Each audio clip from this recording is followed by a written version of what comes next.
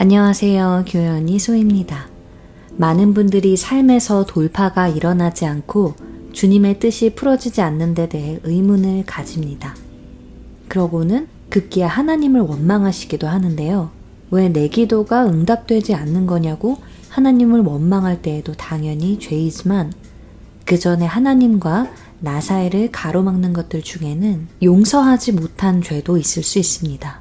그래서 오늘은 우리가 생각보다 간과하는 용서하지 못함에 대해 나눠볼게요. 성경에서 예수님께서는 이렇게 가르치셨죠. 마가복음 11장 25절 말씀. 서서 기도할 때에 아무에게나 혐의가 있거든 용서하라. 그리하여야 하늘에 계신 너희 아버지께서도 너희 허물을 사하여 주시리라 하시니라.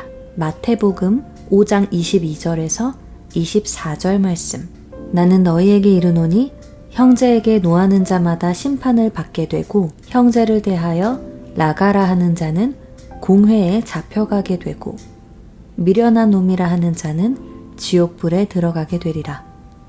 그러므로 예물을 제단에 드리려다가 거기서 내 형제에게 원망 들을 만한 일이 있는 것이 생각나거든 예물을 제단 앞에 두고 먼저 가서 형제와 화목하고 그 후에 와서 예물을 드리라. 아멘.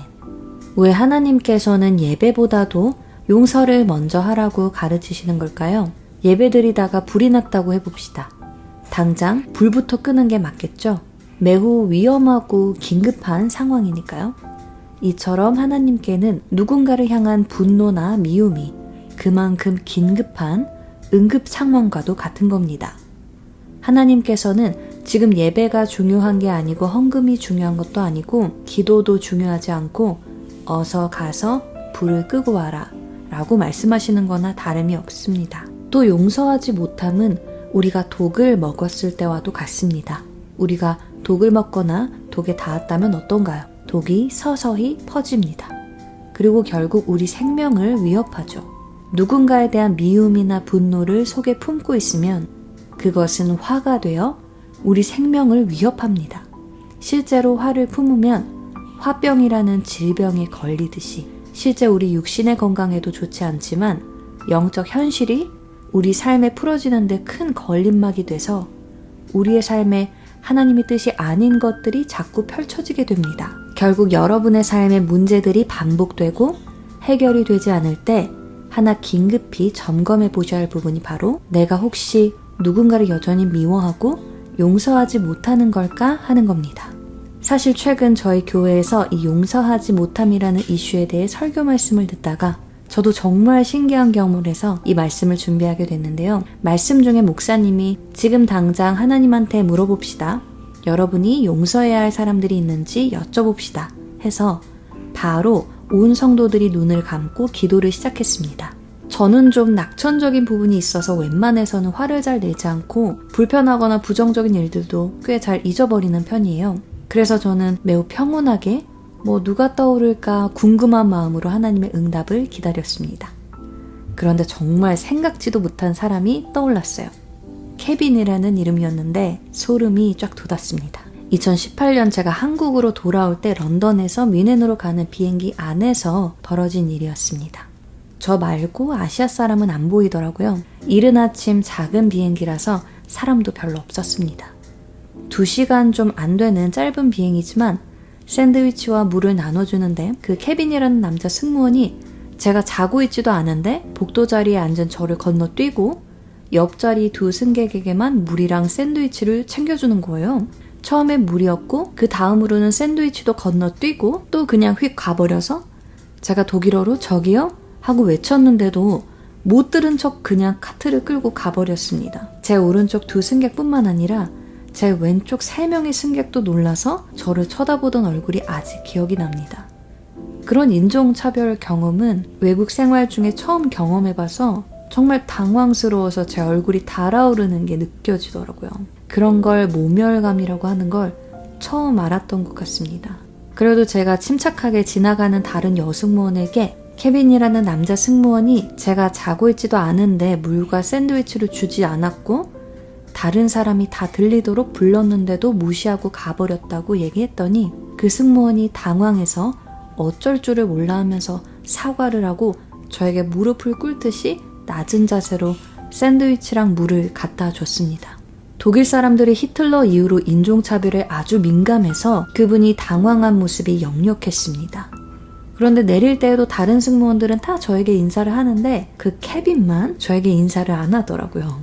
내리자마자 뮌헨 공항에서 터를 잡고 항공사에 메일을 보냈습니다. 그런 인종차별을 겪은 게 처음이라 제가 아는 독일어 선생님, 독일분이시죠. 문자도 보내서 제가 이런 일을 겪어서 어떻게 해야 하는지 묻기도 했어요. 그분도 펄쩍 뛰면서 있을 수 없는 일이라고 당장 컴플레인하라고 하셨어요. 주변에 도와주는 독일인도 없더냐면서 독일이 정말 예전과 달라졌다며 저보다 더 화를 내주셨던 게 기억이 나는데요. 그러고 한국 가는 비행기를 타서 한국에 도착하고는 바로 회사에서 일을 시작하는 바람에 되게 바쁘게 사느라 저는 잊어버리고 있었는데요. 항공사로부터 거의 한 달이 다 지나가지고 답장을 받았는데 아무런 조치 없이 그냥 미안하다고만 하더라고요. 되게 좋아했던 항공사였는데 좀 실망스러웠죠. 그러고는 독일 갈 일이 없었으니까 저도 완전히 잊어버리고 있었는데 하나님이 이 2021년에 그 사람을 용서하라고 하실 줄은 정말 꿈에도 몰랐습니다. 이처럼 하나님은 참 정확하시더라고요. 케빈에 이어서 한 명이 더 있었는데 제가 런던에서 유학할 때 저를 괴롭히고 제 물건도 훔쳐갔던 한 중국 여자아이 제니퍼였습니다. 이처럼 하나님은 우리는 완전히 잊고 있어도 다 알고 계시니까 얼마나 좋나요? 그래서 용서 역시 하나님이 주시는 마음으로 해야 하는 것 또한 머리가 아니라 몸소 배웠습니다. 그렇게 케빈과 제니퍼라는 두 영혼을 불쌍히 여기는 마음 또한 주셔서 시간이 한참 지나서이긴 하지만 저런 것이 다 있을까 싶은 마음이 눈 녹듯 사라지고 그들을 하나님께 맡길 수 있게 해주셔서 감사했답니다. 저는 나중에 또 만나도 아무렇지 않게 인사할 수 있을 것 같아요. 이게 용서하는 자들이 누리는 자유인 게 아닐까요? 로마서 12장 2절 말씀. 너희는 이 세대를 본받지 말고 오직 마음을 새롭게 함으로 변화를 받아 하나님의 선하시고 기뻐하시고 온전하신 뜻이 무엇인지 분별하도록 하라. 아멘. 삶의 변화와 돌파를 놓고 기도하시는 분들을 위해 제가 늘 이 말씀으로 격려와 도전을 드리는데요. 용서도 마음을 새롭게 하는 과정입니다. 여러분 마음, 즉 생각, 혼 안에 미움과 분노라는 감정이 가득 차 있으면 우리가 예수님을 통해 받은 축복들이 영적인 세계에만 머물러 있게 됩니다. 이 육적인 세계에는 펼쳐지지 못하는 것이죠. 예수님께서 용서하라고 하신 이유도 이와 일맥상통합니다. 우리는 신령과 진정으로 예배를 드려야 하는데 영이신 하나님과 연결되지 못하는 마음 상태일 경우 예배가 온전히 이루어지지 않기 때문입니다.